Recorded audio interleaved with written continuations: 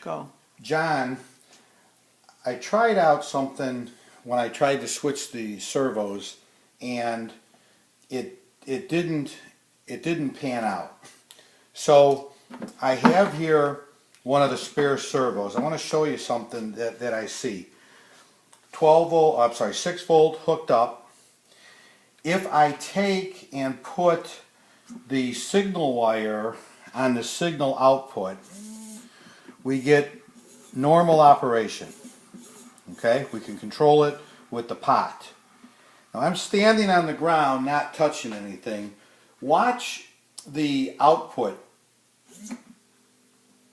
I actually get some hum, and I don't know if you can see it very well, but for whatever reason, I generate a signal that gets fed back to the servo motor.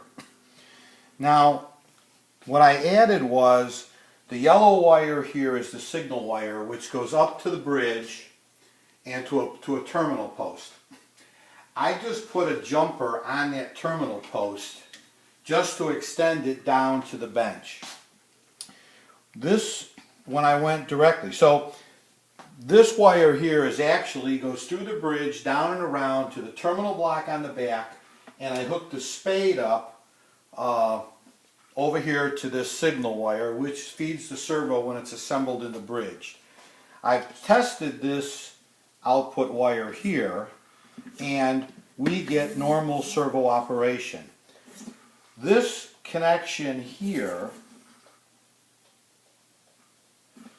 which I'll connect with a jumper,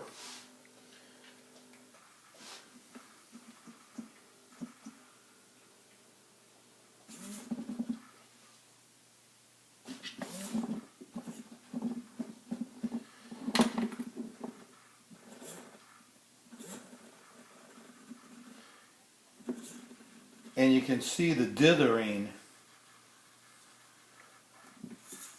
of the, I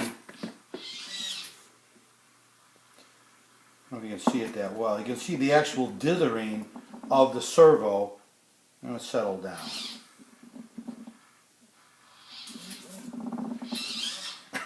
And we get the bleed over as well.